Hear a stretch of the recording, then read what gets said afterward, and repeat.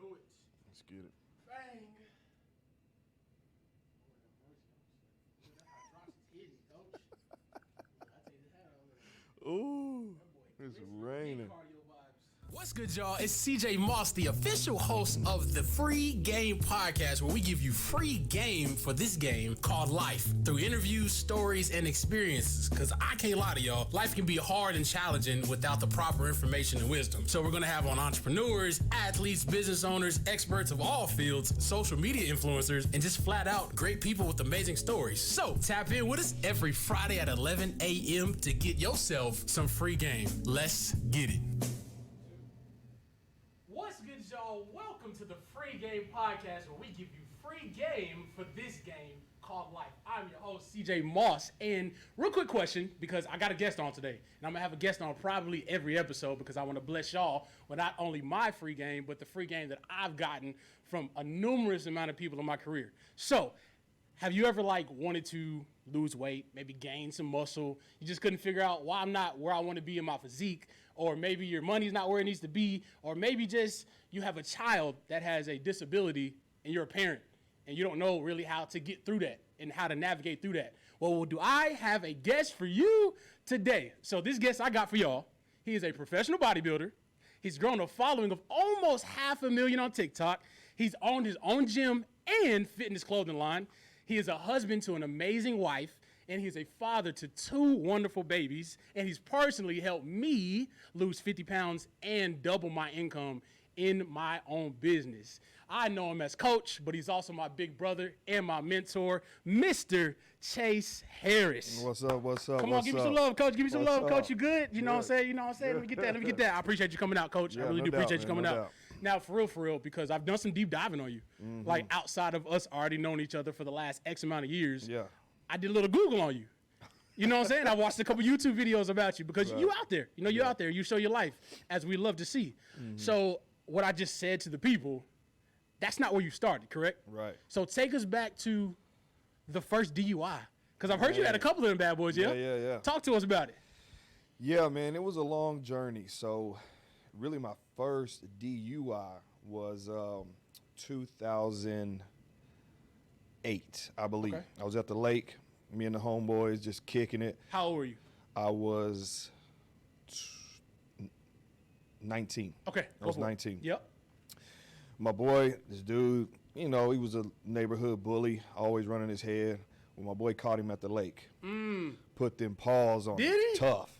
Knocked him out type stuff? Multiple times. What? So he got back up? In the water. Oh, no. So he's splashing in the water, getting up. Yeah. So anyway, the police come. He roll out. Yep. Me, I've been drinking. Okay. Me, I'm like, that's my boy. I got to go get him. I hop in the whip.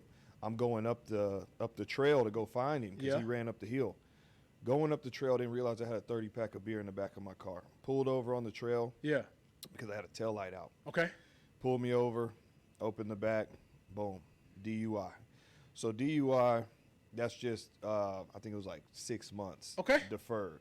You're underage too. You're 19 and 21. You were in Texas, correct? Yep. So underage and 21. Okay, go for it. Yep. So made me pour every single beer out in front of the car. Really? Didn't go to jail. Just got a ticket. I was like, I went back down the lake, started drinking some more. It is what it is. Still living. Yeah. So get home, tell my mom I work in the oil field, so I got a good job. She's like, that's on you. You paying for it. I run the bag, and I just keep going on about my life. Didn't even think about it. Yep. Fast forward, I come to UNT in Denton. Right there. Same thing, man. I'm a fraternity boy. So really? Well, you was a fraternity? Yeah. What's the name of it? Lambda Chi Alpha. Let me hear the chant. Let me hear something. I don't remember that. You don't remember? It was the chops. That's all I remember. Okay. It was a chop. Yep. That's what they called us. Multicultural, so a mix of blacks, Middle Eastern, Hispanics, Asians, white. So it was well diverse. So a bunch of the cool homies, but that's what we did, man. Yeah. We had a we had a party that was actually put in Playboy magazine back in I think it was 2010. Okay. A camo party, one of the biggest parties known to man. Yeah. I mean, it used to turn up. So all that, live that life. But I'm a country boy, man. We do what you call booze cruise. So we go get us 30-pack of beer. 30. We hit the country roads. Yeah. I'm going to hit 15. You hit 15. So that 30-pack of beer in the trunk was planned. Yeah, it's going to get handled. Okay. It's going to get handled. Okay. 15. Yeah. That's how we split it. Yeah. Okay. And so that's what I was used to. Yeah. But in high school, I had so many close encounters Okay. of drinking and getting away with it. So I was arrogant. I used to call my boy the golden child. Like, I'm covered. Yeah. You don't got to worry about Covered. it. Man. So I'm coming home from the bar one night, texting. I'm keeping it a buck. Come on now. Come on. My current wife, that's my girlfriend at the time. Uh-huh. I'm tripping. I'm texting someone else. Okay. Long story short. Okay. Texting someone else, coming down my street, speeding. Boom, I run into the back of a parked car. Blasted. Head, hit the windshield, everything. Really? And so I'm kind of disoriented. Yeah. So in my mind, I'm like, get out the car and run. But I couldn't. I was kind of way out of there, yeah.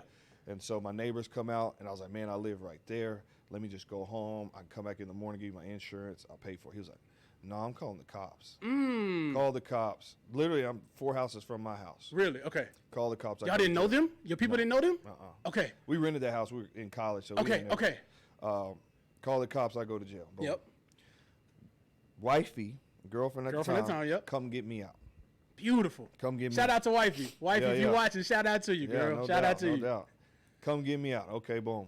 I go do the whole thing, go get the lawyer, get everything set up. I'm disgusted, bro. Call my mom, my stepmom, I'm crying because I'm upset that I disappointed them.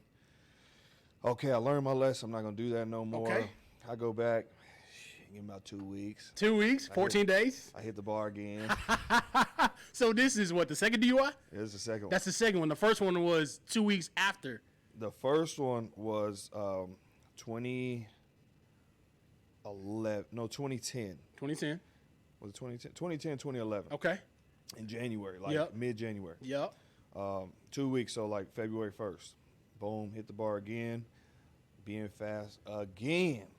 So same year. Same Another year. DUI. Same 2 weeks. 2 weeks. Yes. Same month almost. So go. Okay. Got Shorty in my car. Going down there's a lot of one ways there. Yeah. So I'm going one way. She's like, turn here. So I turn, it's a one way. Yep. I turn down the one way. Police hit the lights. Shoot, I turn around. Yep. She hop out, take off running. Gone. I'm in the car. Yeah. Solo. Jail again. Again. So, again. This is what, the third jail cell? Yeah. Really? So go to jail, get out. I walk straight to where the jail is, and my attorney's office is like right next door. Okay. So I go over there. He's like, you got another? I thought you were coming in here to make a payment. Come on now. Like, you got another one? Another one. No, I'm going to add a payment. So they put the ankle monitor on. So now I got an ankle monitor. Yep. I got a breathalyzer in my car. Mind you, it's a new car because I wrecked my last one. Right. Total. It's a new car. Got a breathalyzer in it. And, man, I'm just disgusted with myself, bro. Again, the second time you've been disgusted. Yeah. Okay. Because, like, man, you ain't learning your lesson. Yes. Pops is a drug addict. Like, you going down the same path. Same like, thing. And you're still 19 at the time, correct? Yeah, 19. Okay. So, long story short, they drag it out. I go to court. I think it's like July. I get sentenced. I got 20 months probation. They took the two and combined them as one. So they charged me as like one. Yeah, one big one. Mm-hmm. Okay. So 20 months probation, do these classes, breathalyzer, all this stuff. So I run that probation. I get off probation. Well, let me a month before I get off probation, I'm at the bar again. Again, third time. So this is after your second DUI. Yep. You're back at the bar. Back at the bar. Again for a third time. Yep. Okay. Third time's the charm, right? They say. No, this ain't the third time. Okay. So this is, we're leaving the bar. I'm faded. Don't get me wrong. I'm faded. Out of there, like. But one of my boys is faded. He's trying to fight. So for the people that don't know what faded is, what is faded? Drunk. Wasted. Okay. Blackout. So I'm trying to, like, be the saver, and I'm like grabbing him, like, come on, man, we gotta go. We gotta go. Well, the cop thinks him and I are fighting. And so they come, I get a public intox. Go to jail again. What about the homie? He go to jail too. Okay. So, like 3 of us, we all go. Yeah. I'm like, shit, man, I'm on probation. Like, if you know what I'm saying? If you mess up your probation, you go to jail. Like, there's no question. They lock you up, throwing away the keys. Gone. Yep. I never told her. Never told my probation officer. Okay. She never found out. So I Really? went through my 30 days. Boom. I got off probation, I believe, May of 2013. Yeah. Buy a new crib. First house. I'm 23 years old. My wife is 20. We buy our first home. Beautiful. We have a housewarming party. The homies come. Wait. Time out. You said a wife now. Yeah. So you wife now. So you yeah. did get married in the midst of 19. So let me take that back.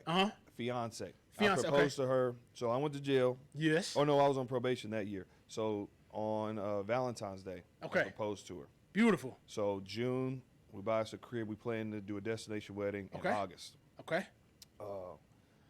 Boom. We get our new crib. Friends come over. We having a good time, but I'm back at it drinking. Okay. July, come around, I find out Pops got stage 4 cancer. Just boom. Okay. And what kind of cancer was that? Stomach cancer. Stomach. Okay. Yeah. So for people that don't know, he had, I don't know if metastatic, maybe I'm probably saying it wrong, but it metastasized. Basically what that means is it takes over everything. It spreads. So it's not centralized to one area, it spreads all over. So he was going down quick. So the doctor told him, stage 4 cancer, you got 4 weeks to live. So every week I was going to see him. Okay. Going down. Well, that last week, I'll never forget. It was, we're coming up on the 10-year anniversary. Okay. It was August 10th. Okay. August 10th, I went to, it was actually August 9th because I went to jail after midnight. Okay. August 9th, we went to Flips in Fort Worth. Yep. Watched the preseason Cowboys game. Okay. Kicking it. My uncle actually taught me this back home. Mm-hmm. He was getting, this was when Fireball was brand new. Okay. But the alcoholic beverage. Yes. The if whiskey. I drink Fireball, I'm ashamed of you. But I was doing one better. I was taking a Fireball shot and I was putting it in this cider beer called Ace. Ace, okay. Yeah. So you put a shot in a beer. Okay. Take them to the head, bro. So it tastes like a cinnamon apple, if you will. So I'm taking them to the head. Yeah. If you've had one of those, throw some love in the chat if you've had what he's talking about, because y'all know what he's talking about. So I'm supposed to go see Pops the next morning. So that night, I get back to my car at Flips. I'm driving to the crib. Almost, I'm right there. You know Keller pretty well. Yeah. I'm right there passing Timber Creek High School. Okay. Timber Creek High School, hit the right. My wife's like, I can hear you. You don't sound good. Just pull over. Okay. Nah, I'm good. I'm right up the street. Solid. Her saying that made me want to get home quicker, so I hit the gas. The police, they told me this after the fact. They were actually going to a call they had got somewhere else. Yeah. But because they saw me speeding, pulled me over. Redirected themselves.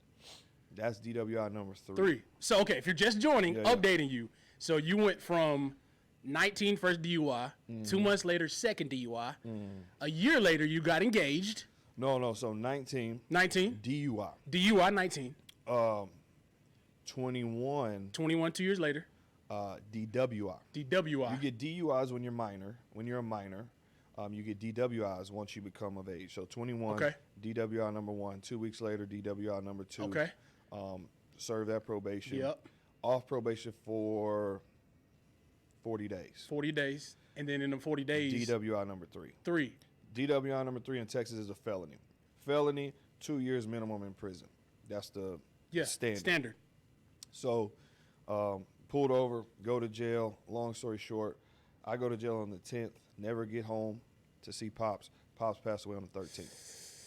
So, not only am I thinking I'm going to prison, my father/best friend passed away. I didn't get to go say bye because of my selfish desires of alcohol. Yeah. And so in that, man, it took me down a dark path. Bro. Yeah. Like, come on. It took me down a dark path. And in that, like, I just acknowledged, like, bro, you gotta let this shit go. Yeah. This is too much. Too much. You already lost your father behind it. I mean, obviously, I'm not trying to be more, but he was going to die. Of course. I could have at least went and said bye, had that peace. You know what I mean? But still this day, I don't have that. Yeah. And so that happened. So DWI number 3, looking at 2 years prison. My attorney was like, man, I'll take the 2 years. Good behavior. You'll get out in 14 months. Okay. Like, you smoking ding-a-ling, my boy. I'm not doing that. What are you talking about? And so I'm not doing that at all. Okay. So you told her you wasn't doing 14? Yeah. 14 months. I said, no, I'm not doing it. But the standard was 2 years in prison. He said, accept the 2 years, good behavior, you'll get out in 14 months. And you was like, no, I ain't doing that neither. I'm not doing it. Wow, okay. Yeah, go ahead. I'm not doing it. And so luckily at the time, Tarrant County, first county to do it, they had just started this program called FAPE, Felony Alcohol Intervention Program. Okay. Basically, it's 4 years prison outside. If that makes sense. To free world. Yeah. Okay. So you get to go home every day? You stay at home, but the first, you got to serve 10 days in jail. Start off. You accept it, 10 days in jail. Wear ankle monitor. Yes. Breathalyzer. You can't drive for 2 years. If you get caught driving, you go to prison 7 years. Okay. No questions asked. Full time. Okay. What else? You got to go to classes every week. You got to go to AA every single day. Really? Okay. Every day. Christmas, Thanksgiving, don't matter. Don't matter. So that means they're up there too then. They working full time. 365. No. So they're not at the AA, but they give you a log, and you got to log it. Okay. The people at your AA group got to sign it, and you got to turn it in every time you go. So you go to court every week. So you go sit in front of the judge every week, and he assesses how you've been doing. Yeah. If you mess up, sit over here. Yeah. You go into jail. Okay. Today. Wow. And so, mad intense. Man. Mad intense. Okay. So, but I got that sentence October 22nd. Okay. So sentence October 22nd, I started serving jail time immediately. Okay.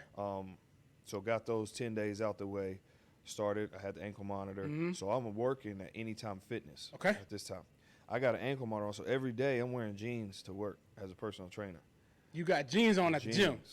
I got jeans on. You got jeans on at the gym. Because, bro, it's big. We got the boot cut, or you got the fitted taper boys on? No, straight legs. So they couldn't see it. They can't see nothing. Okay. What kind of shoes you had on? Sperry's. Sperry boys. I don't know. Okay, that was way back when they was hidden. Bro. Okay. Yeah, go ahead. But wait, hold on. You wear jeans and Sperry's to go train somebody at the gym. Yep. And this is all from essentially consuming alcohol. Basically, yeah. So you out there, you love drinking. At that time, you love drinking, right? Yep.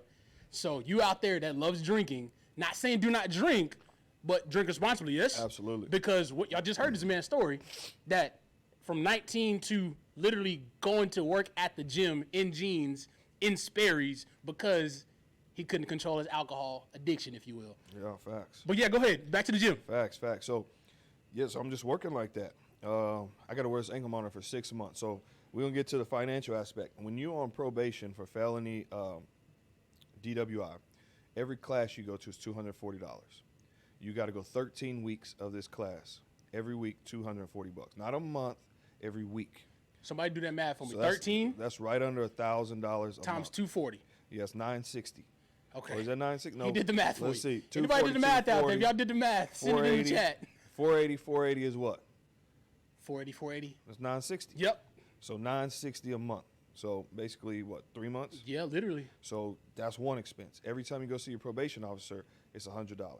Really? You got to do a UA every single week.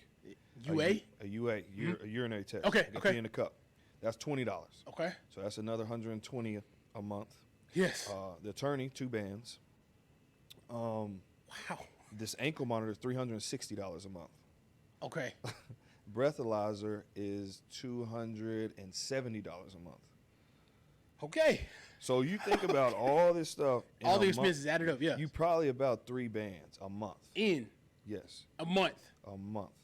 As a personal trainer. Yes. At Anytime Fitness, while you're engaged, and your father, and you're still grieving your father's loss, and you dealing with what you got going on. Okay. And then so from Anytime Fitness. So I work at Anytime Fitness. So I pretty much progressed through majority of my probation at Anytime Fitness. Okay. I worked there for 5 years. So worked there, had a great clientele. I served probably over 1,000 clients. Man. Beautiful. And so from there, I just knew I had more. So within that time frame, I started a group fitness class. Okay. I started a boot camp. Okay. This was all my own ideas that I started within there, but I was still having to give a portion of that money. Okay. To because you were technically commissioned, yeah. Yeah. Okay. So I had a boot camp that was as big as a Camp Gladiator that was across the parking lot from us. So basically, but I was only making $180 per session. Okay. And for you that don't know what Camp Gladiator is, it's a huge boot camp, yes? It's anywhere from 30 to 50 people in one class. Huge. He's saying that he had more clientele by himself than a big... Well, I had equally. Equally, just as much. Yeah, I was running my boot camp right here in the parking lot. They were down the way. Yes. And we had equal amount of people doing the boot camps. And they got a lot more than you had as far as, just say, money, they keep marketing, media. Yeah. And you had less than that. Right. But still had the same results. Yeah. That's huge. Yep, go for it. So in that time, I was building all these different, I guess you say, income streams, but I was still having to give majority of it back to the gym. Right. And so I even started a clothing company at that time. Yep. So name of the clothing company? Let us know. Mutual Muscle.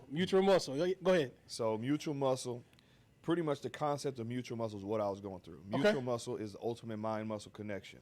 When your mind is telling you to quit, your muscles keep moving. When your muscles are too fatigued to move, your mind tells you, you got to finish this. And really, that was my life.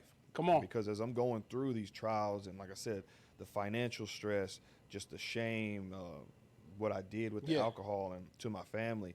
So this brand really kept me going. Okay. Because I was able to put some on a T-shirt, put some on pants, and inspire others. Okay. Because others were dealing with a similar situation, not necessarily death, but just that shame, that inadequacy. Okay.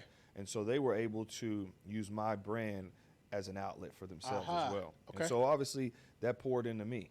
Now make it tangible though, because you're engaged now, right? Are you living with wifey? Yeah. Okay. So take me through, where is she at? What is she doing? What are those conversations like behind closed doors as you're working? Yeah. But you still got the income monitor on. Yeah. So we know that we're still got to play everything safe. Yeah. And we can't go crazy. And we can't let all this money and all these people loving us right. get us out of character for right now. Yeah. So far there wasn't no money. Okay. There was a lot to spend. For those of y'all that have never started a clothing company or never ran a clothing company, it is the most difficult business to run because it takes a lot of money up front. It's not something like a service business where you market yourself, you get clients, and so it's just straight profit. You're just spending time. You actually have to spend dollars for designers, unless you know how to do it yourself, photographers, screen printers, manufacturers overseas. So it costs a lot of money. And wifey actually told me, she was like, why would you do something like this in a time like this? And my response to her was, there's no better time to do something like this. Because this is the lowest of the low. Yeah. I can't get no lower than this. Huge. So this is what I have to do. So I'm not going to say, because I'm very extreme, I'm not going to say she wasn't supportive. Yeah. She just didn't understand. Okay. Like, why would you put more stress on your plate when you're already dealing with so much? No, because you're talking. You're talking to them right now. Yeah, you're talking. Because there's a husband out there that he has a dream, he has a goal, he has big ambitions, but his fiance, his wife, his girlfriend is not slowing him down, but she's making it real to him. Like, are you sure you want to do this? Right. Like, it don't seem like it's going to make you money. You're spending a lot of money. Yeah. So when you say you're extreme, what do you mean by that? Extreme meaning I bet on myself. So I'm a God-fearing man, 100%. And when I believe, and it's in the Bible, I believe that when there's a desire in my heart, God wants me to experience that. And so there was a desire in my heart for me to create something and be able to give it to other individuals and allow them to be inspired. And so I'm always going to follow that. I'm always going to follow that. And so I remember it was April 15th. It was a Phil Heath Classic. Beautiful. That was the first show. I set up a booth, $500. I didn't have it. Mom's. Wait, you didn't have a $500? $500. But you still wanted to go to the event. Because I spent all my money on the inventory. No. You preaching though. You saying something. Oh, let me go back. Because you didn't have it. Right. You didn't have it, but you made it happen. Let me go back. Okay, go ahead. I didn't have it. Okay. I didn't have a truck. I drove what did I drive? A Dodge Charger. I drove a Charger. My homeboy, he's no longer my homeboy. Let me just put that out there. My homeboy had a truck. Okay. I had asked him months in advance, Joe, I'm trying to do this show. Can I borrow your truck or will you ride with me and do this event? I had helped him on multiple things. That's here nor there. But I was like, he was like, yeah, I got you. Got you. Behind the scenes, he was telling our other friends, I feel like Chase is trying to use me. Like, he just wants to use my truck, yada, yada, yada. Long story short, new girlfriend. I'm talking like 2 months. Okay. He takes Shorty to Austin. They stay at a resort. Oh, man, sorry. I had to go out of town. Yeah. You can't. I said, you know what? Fuck it. Cut. I took the Charger to the dealership, bought a truck. Okay. Bought a truck. Upside down like a big truck. Really? Okay. Oh, my God. What kind of truck? I bought the same year. It was a 2014 Dodge 1500. Okay. Brand new. Nice truck though. Brand new. Nice. Super nice. Okay. Super nice.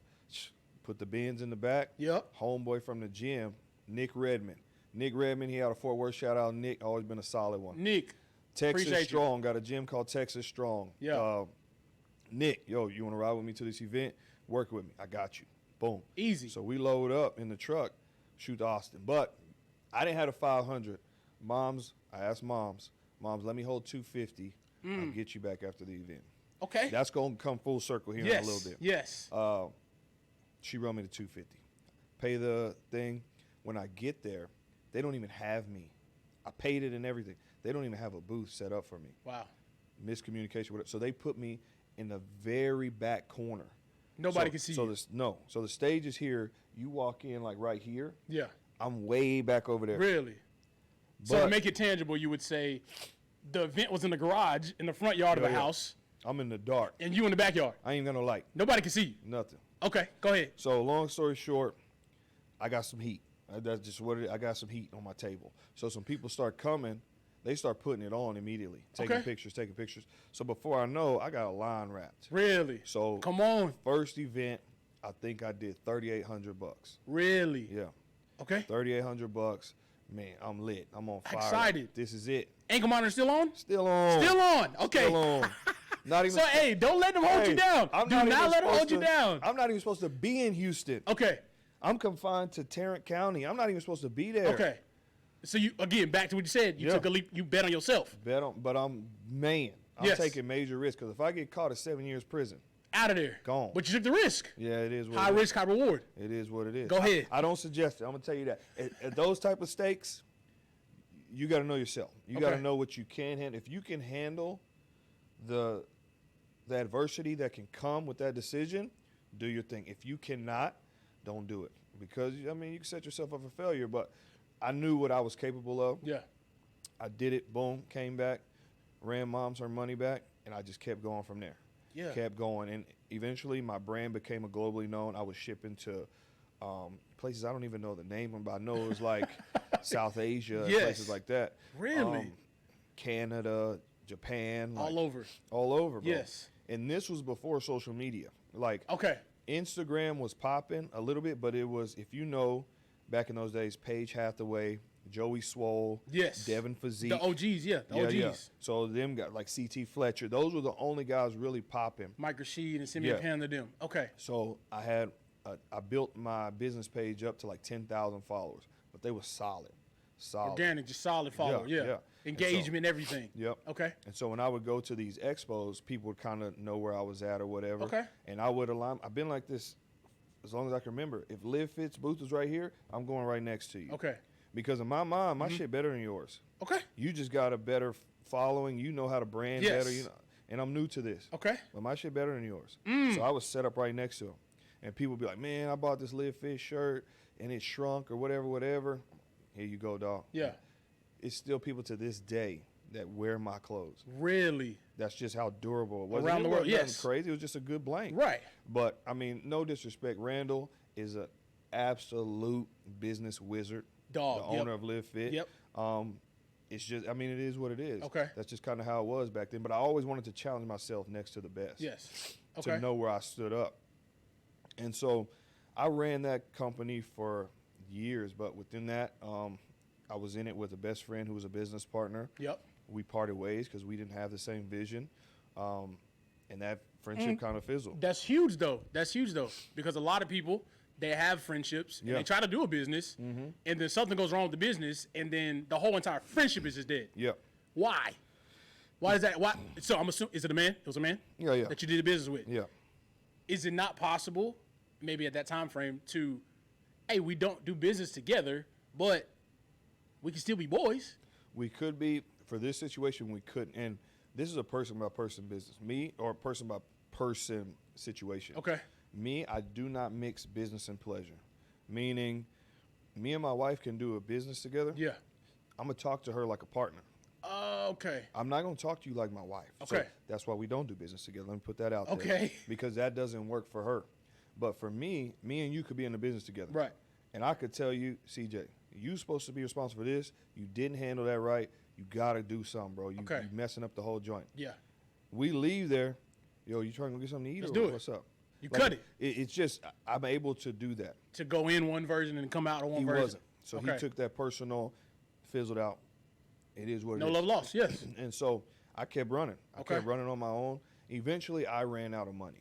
Okay. Just because I was going overseas, I was getting custom shirts, I was getting custom sweats, and I ran out of money. I'm the only one funding this. Yeah. Now, you say run out of money because you're listening and you're thinking that you ain't got no money. What do you mean by you ran out of money? Like you can't pay your bills? No. Ran out of money meaning I had to prioritize my family and my life over this because of the capital that I had. I couldn't scale this to be a full-blown business, and it was becoming more of a hobby. Okay. And I had to be mature enough to accept that because I wasn't running a business. Yes. This was a hobby that made me money. Give them.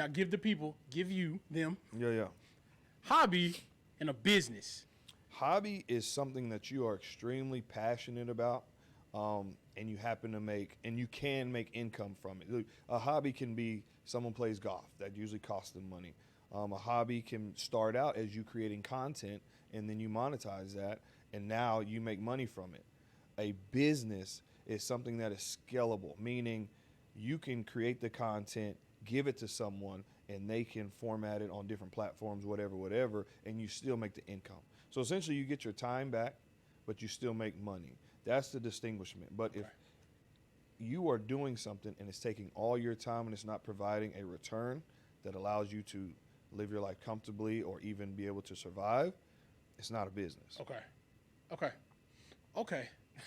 Look, I'm literally processing that as you're saying that right I got now. that from Damon Johns. Okay. I used to watch Shark Tank like a fool when I had this clothing company. And they would tell people all the time, like, that's a hobby. Yes. You make $300,000 in 6 months. That's great, but that's a hobby. So, but that sounds like a title, though. Because they listening, you're listening right now, and they're saying, well, if I could sell and bake cookies for $300,000, I'm cool with a hobby. Forget your little business plan and your little titles. But you make $300,000, but your cost to do so is $250,000. So essentially, I'm losing. You're losing. Okay. Big time. And you're going to set yourself up for failure because those liabilities are going to become a lot greater than the asset that you're acquiring. Aha. So then, to shift gears in terms of business, owning a gym is not the only thing you've owned, correct? You're right. Now, you do own a couple of real estate properties, yeah? Mm-hmm. Tell the people about not what that is, because everybody gets, like, there's a place where you stay, you got tenants, and they rent, and you get residual income. Most of you understand that, I'm going to assume. But in terms of, they just hear that and say, oh, I can't do that. They hear one thing out of the plan or how you did it, and then they X themselves out. Yeah. And so real estate investing, on the simplest form possible, all you need to start is decent income, moderate debt, and a decent credit score. Okay, now you're saying words. Give me tangibles. Give them numbers. You could have a 620 credit score, DTI, meaning debt to income. So let's just say if you make $70,000 and your debt is $20,000, you can start investing in real estate. Okay. If you have $70,000 and your debt is $35,000, I do not suggest you do it. You can at a 50% DTI, but it's not smart because it could get hairy because you don't have enough leverage there to really play how you need to play in real estate. Now, quick answer, what is debt? Because some people hear student loan debt, they hear credit card debt, they hear my car payment is a debt. What is debt? Debt is consumer debt. Consumer debt is cars, credit cards. I would consider student loans a consumer debt. So these are all debts that basically have high interest rates, things that are truly, compromising your quality of life because the payments are high and things like that. So if you have credit cards, large car payments because you drive a super nice car, that's consumer debt, and that can drive your DTI up. Okay. Now, what does it feel like in terms of I own more than one property? Like not I can't say it, you can't say it. I don't own any property. Mm-hmm. You own multiple properties. Mm-hmm. When you have that, when you wake up in the morning like, man, I own something, I'm valuable, my net worth is X, Y, and Z, does that make you move different compared to, I got 3 DUIs in the past, but today I have 3 properties? Nah, because like I told you, I still deal with that shame today. Okay. And so indirectly, I run from that shame. So some might say I'm a workaholic, meaning it's never enough. I got 26 real estate, or I got 26 properties in real estate investing. I need 50. I need 100. I need 150. I need 200. It never stops, because the moment I become stagnant, and it's just my mind, this isn't reality. The moment I become stagnant, I go broke the next day. Okay. That's just the brokenness that I have inside of me because of the past trauma that I put myself through. Yeah. You know what I'm saying? Yes. So it's just a situation where some people aren't like this. But for me, there's no contentment. I'm grateful, and I have an amazing life, and I'm happy with what I'm doing, but my passion, or not my passion, my purpose isn't fulfilled, because God blessed me with some gifts that have no ceiling. And a lot of people can't understand that because of the fear of failure and things like that. I failed too many times in my life to care about it. And so at this point, I may fail, but if I say I'm going to do something, I'm batting 1,000. And in that, I will tell you, in the same time frame, when I was in high school, it's nationally, it's on, what is it called? Dateline NBC. Okay. Dateline, Stone Phillips came, did a whole documentary over. I told Stone Phillips on national TV I'm going to be the first person in my family to graduate college. Wow. Went to college, graduated college. Praise God. I told my mom in 2012, in 2012, that this is the last time I'm having Christmas at her house, because I'm buying my own house. We're going to have Christmas in my house. 2013, I bought a house. Yeah. In 2014, I told my wife that'd be the last time she ever had a birthday where I wasn't able to get her gifts. Wow. Or Christmas or a holiday. Wow. She done been on a vacation in the Caribbean ever since. Yes. Whatever. Yes. I told my wife with social media, give me to the summer. I'm going to have social media popping for our son. Now, you've told your wife something. You've told your husband something. You told your child something, and you didn't get a return on that investment. You didn't live up to what you were going to say and do and be when you said you're going to say, do, and be it. So why do people fall short of doing what they said they were going to do? Because a lot of people have ideas, but they don't have action plans. And so what I mean by that is the modern day kids and people, they call it manifestation. Law of attraction. I'm going to keep it a buck. That's bullshit, Yeah. in my opinion. Because all manifestation is a way for you to arrogantly say, I did this on my own. I don't believe I do anything on my own. Come on. I believe with the gifts that God gave me, Come on. I am fulfilling a purpose that he has already predestined for me. That's just my belief. That's how I feel. So I have said the same thing y'all are saying in a roundabout way. I speak this stuff into reality. I tell people that I love, and I call it self-accountability. Okay. Because if I tell my mom we're going to have Christmas at my house, and then next year I'm like, Mom, we coming over for Christmas, I didn't live up to my word. I'm not a trustworthy person. You can't trust me to get you out of this situation, that situation, because history shows that I don't live up to what I say. Okay. And so for me, your credit with your mama would be bad. Right. Because you're not paying back what you said you was going to pay. Okay. And so what you guys call manifestation, and it almost creates an entitlement, because you're like, I manifested this. I spoke this into existence. Making you feel like you the one. Yeah. Like you him. Yeah. Okay. And you do have the gifts to be him. But for me, I accept the fact that everything was set up the way it was set up because of God. And then I just used the wisdom that he provided me with to make it come to fruition. And so when I say this stuff to my wife, when I say this stuff to my mom, my kids, my friends, yes, I'm going to start the work. I'm going to initiate the action plan to make sure that at the end of the day, it's going to be fulfilled. Yes. And I'm batting 1,000. Yes. Now, he's going hard on us. He's going extreme mode on us. But this man is an amazing husband and an amazing father. So I want you to take the people through. You got married to Mrs. Harris, and you had Sissy, and then you had Bubba. Yep. However you want to take that question, yeah.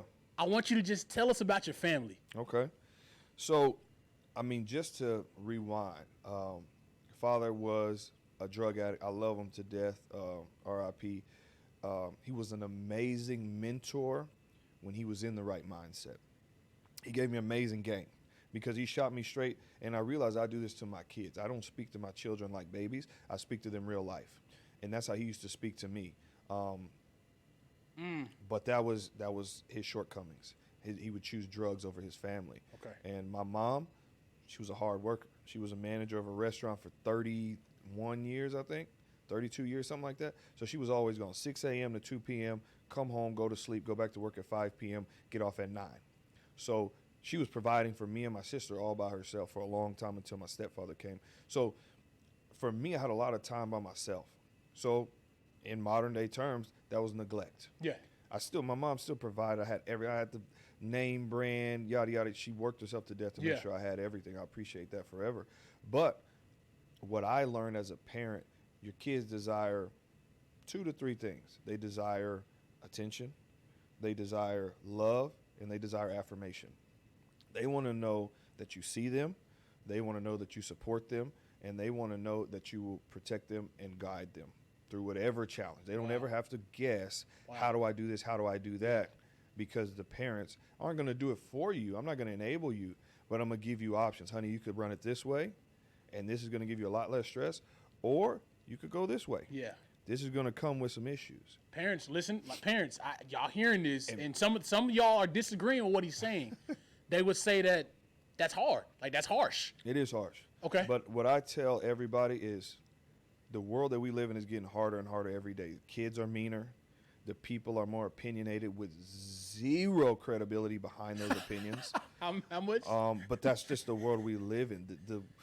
Our world thrives on division. In my opinion, this is all my opinion, thrives on division. So if I can help my kids stay centered in Christ, there's only one direction we going. We going to fulfill our purpose to draw glory back to him. Come on. That's simple. Come on. It's very simple. All this stuff around us is noise. So for my daughter, honey, you are strong, you are beautiful, and you can do whatever you want to do. These little girls around you that try to make you feel bad when you know you have a genuine sweetheart, they got issues that they got to figure out on their own. Their life isn't like yours. Yeah. My son, he's in a wheelchair. He was born with a disease called spina bifida. For those of y'all that don't know what spina bifida is, basically, long story short, it's a neurological disorder where when you're in the womb of the mother, your spinal canal is split open. So if you can imagine, like having a big cut in your back. So all the fluid, everything is touching your spinal cord directly. And so when that happens, it's damaged in certain areas. So for my son, I think it's like L3, L4, so like the lower part. With that, you have bowel issues. So he needs a catheter to pee. He needs suppository stimulation to poop. He had a trach to breathe because he had vocal cord paralysis. He has a shunt in his head because his body doesn't naturally drain pretty much the fluid from your head, the spinal fluid from your head. It just backs up in his head and it'll just keep getting bigger. So all these things is something that he battled when he was born. Now, if you see him, you would never know. Yeah, you see him in a wheelchair. Wow. But he will be, and like I said, I tell you guys this because this is what's going to happen. But I tell y'all to keep myself accountable. My son will be the greatest Paralympian to ever play basketball. He will be a sports broadcaster, maybe even as a teenager. My daughter will be a phenomenal businesswoman who she runs the world. That's just her personality. She has a compassion for people, but at the same time, she is understanding as I teach her, we don't got to bend over for anyone, honey. Wow. We are blessed with these gifts to be exactly who we're supposed to be, and we are not going to try to transition to this person so they like us. If you like us, great. If you don't, you keep it pushing. And that's hard for a little girl to hear because they want friends, they want this. Of course. But the friends that value you as who you are, they're not going anywhere. So you're listening. You are listening to this man, Coach Chase Harris, and he's telling you that you can create your own reality. You don't have to be chained down to what that person say, this person say, that person say. This man has literally created his own reality. So real quick, hold on. I want you to open that up for me real quick. Because we got some questions. I went Instagram Live a couple days ago and whatnot. I asked some questions, and I got some answers for you right now. Real quick. Because we got about 10 minutes. Now, I'm just going to – I'm not going to tell you who these people are. All right. I'm just going to ask these questions. Because we didn't really get into the IFBB Pro. Yeah. I did say he's a professional bodybuilder, guys, but he is literally in the NBA, NFL of bodybuilding. Does that make sense? So, first question, how do you balance family life with your fitness goals? It's pretty easy. My perception of fitness is I am doing something to make myself a healthier person for my family. So if I work out, if I do cardio, if I eat clean for 12, 16, 24 weeks at a time, I am creating the best version of myself to give longevity to my family. But I don't have time. I got a daughter and a son. They go to school, and my wife, she be nagging me, and I got a full-time job. Like, I can't go to the gym, coach. Like, what do I do? You get up before they get up. You go to your cardio. They got to go to school. When they're at school, you can work out. Oh, I work a 9 to 5. That's cool. Yeah. So you can work out and do cardio before, or if you got a spouse, your spouse stay home, you put your babies to sleep, and then you go to the gym after. Every gym is 24-hour almost. Yes. So you just pick a time. Just go. Just go. Now, side note, this man had COVID, correct? Yeah, every prep. Every prep, he had COVID and still got his cardio in. Went outside. He ain't spread it and do the unvaccinated stuff and unethical things, but he still got up and got his cardio in when he could not breathe, probably had a body temperature, a fever, all those different things, but nothing deterred you from your goals. No. Your goals. Right. Not anybody else's, yours. Right. Perfect. Let me get that one more time. Lord have mercy. I got you, though. Next one. What popped for you on TikTok? What made you popular? Yeah, that's funny. So my son, he was at school, and like I told you, he has to get a catheter to go pee. And so he goes to the nurse's office every day. Well, I didn't realize this. After she cleans him up, she gives him the baby wipe, and he shoots it. Kobe. And so he shot it one day, and he missed. And he told the nurse, I rolled my ankle. And so he's like, I need an ankle wrap. She plays into everything that he says.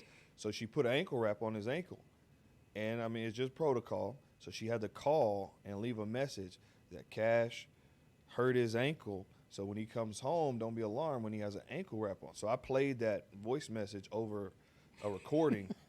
And then I showed the aftermath. And when he got home, and this fool had a ankle wrap on. Ankle wrap on. When he got home. Yeah. And so that went for like 14 million. Yeah. And from that point, I realized. Now, the people that don't get it, because they don't get it. Yeah. He has an ankle wrap. Yeah. But explain why that's so funny. It's funny because he's in a wheelchair. He ain't standing up shooting nothing. Nothing at all. He in his wheelchair. So that's not. So his ankle not hurting at all. At all. He just broke a little bit. That's it. It's like a little short. Yeah. Okay, next one. How exactly do you make money? I make money from online personal training, real estate investing. I rent cars on Turo. What else? Multiple streams, by the way, guys. Multiple streams. And I do business consulting. Okay. Hardest part about being an IFBB pro? Nothing. Hardest part about being in the NBA or in the NFL? Nothing. Nothing. No. I take the Jokic approach, really. Like, at this point, it's a job. Not everybody likes their job. If they say they do, they're lying. Like, you just do what you have to do to be the best. I don't do anything to participate. I do everything to make an impact. And so that was another one of the manifestations, as y'all would call it. I said, I'm going to do bodybuilding. I'm going to get my pro card in one shot. So I went and I picked what I've been told is debatably the hardest show to get your pro card, because you have to not only win your class, you have to win top 3 in the overall. So just to give a little information, most national shows, if you get top 2 in your class, you get a pro card. Well, this, you have to win your class, and then you have to beat, 3 out of the 6 guys in every other class that won their class. Wow. And I came in second out of the entire show. Wow. Now make that in NBA terms or NFL terms. For the people that don't understand bodybuilding, make them understand that in bodybuilding and NBA, NFL terms. Even baseball, if you know. That's being, that's basically being the runner-up in the national championship. Okay. Like, you got to beat everybody in the playoffs. Yep. And then play against whoever is winning the championship. Yeah. And you come up short. But it's not like the NBA where it's 4 games. It's like NFL, one and done. March Madness, one and done. One and done. If you don't hit it, Yeah. See you next year. Yeah. Really. And now take them through how hard, not hard, but how different and challenging it is being on prep. Because that peak week, you're not eating carbs. Your water's very limited. You're still having to work out like crazy. Yeah, I mean, it's difficult, but it comes down to mental fortitude. And so the simplest way to look at bodybuilding is you chose to do it. And so all that bitching and moaning, ain't nobody trying to hear that, because this is a choice that you made. So you're either going to do what is necessary to be the best, or you're going to feel sorry for yourself and look bad on stage. And so I make sure when I prep, I try to put the least amount of stress on people around me. So I cook my own food. I go grocery shopping on my own. I don't ask people to do too much for me. I manage it on my own because I chose to do this. I still have responsibilities. I show my kids attention, show my wife attention, and that's still got to get done. So I still took my family on a Caribbean vacation for spring break, still celebrating my son's birthday. None of that stuff changes because I'm not going to halt their life because of a choice that I made. Advice for competitors trying to get to the pro level? Know what the sacrifices are. I'll keep it a buck. If you think, I'm not going to say you can't. It is going to be extremely difficult for you to be young and natural to get a pro card. Natural meaning not on steroids. Yes. In the NPC IFBB league. You can go to OCB, all the natural, and you probably do phenomenal. But if you want to step on the Olympia stage, bodybuilding is a sport where Father Time is on your side. The older you get, the more muscle maturity that you gain, that actually works out in your favor. But if you're young, know that it can take time. And it can take a lot of sacrifices, meaning some things that aren't the best for your body, but at the end of the day, it's your choice. What has been the biggest hurdles you had to overcome to achieve your goals? Me. And it's just me. Like when you have acquired a little success, you can start to smell yourself a little bit, and you can start to think, oh man, I'm already him. And what you realize is there's levels to this this game called life. And so there's people who are 5 million to them is pocket change. 50 million to them is pocket change. 100 million to them is pocket change. So I'm gonna say this, and this might ruffle some feathers. Come on, ruffle them, baby. We are in a time where this younger generation feels false success because they're impressing broke people. Oh, no. Say that slower, but say the same thing. Say it slow. Say it slow because you're listening, but you didn't get it. I'm going to say it in two ways. Yeah. So there's people that become infatuated with impressing broke people and believe that they're successful. That's one way I'm going to say it. Another way I'm going to say it is people feel like they have made it because they essentially are showing off in front of people that are less fortunate than them. What does that create? That creates entitlement. That creates a very, I don't need help. Like, you become unteachable when you get to this point. And what you will realize is these people stay right here. They never go here. Because understand that impressing broke people doesn't progress you in life. If you want to impress somebody, impress you guys probably don't even know, impress the Brad Lees of the world. Yeah. Impress the Alex Hormozis of the world. Yeah. Impress the Elon Musk of the world. Yes. That's the level that I desire to be at. Not because of the money, but just because of the lifestyle. Money is a resource, people. Air, oxygen, food, water, these are resources. Guess what else is a resource? Money. That's it. The only thing money is the least valuable because you can live without money. You can't live without them other three. If you lose one of those, you're dead. So you really got to identify that. And these people that chase money, and what do you create for yourself? You create stress. You create inadequacies because why can't I be where he's at? Why can't I do what she's doing? You will never be that because you're not designed to be that. You're designed to be you at your fullest potential. And it may not be what they are. But the sooner you realize that, and the sooner you fall in love with the process of making money, the better off you're going to be. Two more in closing. What is it like knowing the CJ Moss? Yeah, man, it's great, man. I feel like I just have a mentoring spirit. But one thing about CJ that I've realized over a lot of other people his age is he is extremely wise. He has been through some hardships in his life. He has endured them. He has gone past. He's backslid a couple times and kind of gotten his feelings. Hey, he give him 100. He ain't lying. He ain't lying. I know I can tell CJ something or show CJ something, and even if he's nervous, if he's scared, he's going to try. And that's all you can do is try. You may fail. Yeah. But at least if you try, and, I mean, he can contest to this, you try and then you realize, oh, shit, that worked. Like, that's just how it works. I talk every time. That's just how it works. You just got to be willing to try. Yeah. Now, in closing, last one for the show, of course. Mm-hmm. What is the best piece of free game that you've ever received to give to the people?